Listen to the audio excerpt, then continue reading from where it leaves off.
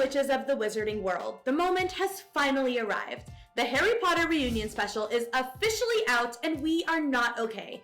Hold on to your broomsticks because we're diving into why this reunion is everything we needed. It feels like we've been waiting forever for the Harry Potter reunion special to come out. Well, 20 years to be exact. And with the current state of the Muggle world, we've been looking for anything magical to cling on to. So Harry Potter 20th Anniversary Return to Hogwarts could not have come soon enough. Now that the reunion is finally out, we can't stop obsessing over everything we got to see and find out from the cast. And don't worry, there won't be any major spoilers for those who haven't seen it yet. Leading up to the premiere, Potterheads were given pics, articles, teasers, and cast interviews to promote the reunion. But the more we got, the more we just wanted the special to drop so we could see how much the cast really changed. Emma Watson, who played 1/3 of the Golden Trio, touched on this when talking about reconnecting with everyone in London. She said, quote, "It feels like no time has passed and loads of time has passed.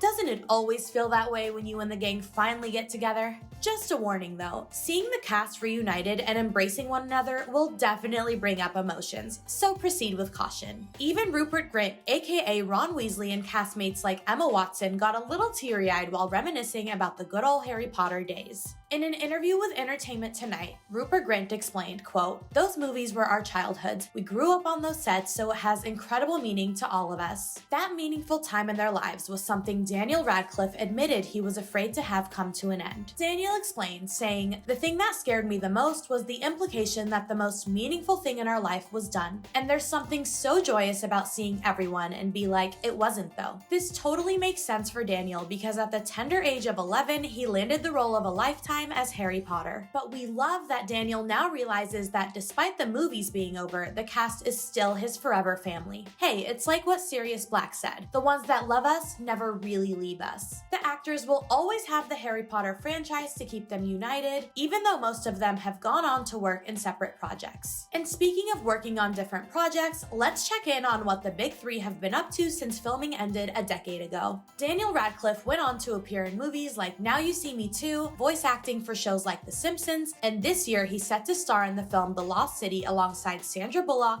Channing Tatum, and Brad Pitt. Now that's a star-studded cast if we've ever heard one. Emma has kept herself quite busy since appearing in Deathly Hallows Part 2. She starred in The Perks of Being a Wallflower, Beauty and the Beast, and has become a huge activist for gender equality. Did we mention she also graduated from Brown University? I mean, dang, Emma and Hermione sure do have a lot in common. As for Rupert, he's been a part of many noteworthy projects like the psych horror series Servant, which returns for season 3 on Apple TV Plus this month. Oh, we're definitely digging this darker turn for Rupert. But Daniel, Emma, and Rupert aren't the only ones doing big things. If you pay close attention while watching some of your favorite movies and TV series, you'll notice Harry Potter cast members like Helena Bonham Carter, Ralph Fiennes, and Alfred Enoch popping up on your screen too. And yes, we're totally happy that the crews found success after the franchise, but that doesn't mean we never want them to reprise their roles in the future. So is there a chance we might get to see the OG cast appear in another Harry Potter project? Rupert told ET recently he doesn't have a good reason not to take on Ron once again. Plus, Harry Potter director Chris Columbus said he would love to have the big three star in a Cursed Child film adaptation. Alright, who do we need to call to make this happen because we would be so here for this? But in the event we can't get that dream scenario, we know Potterheads are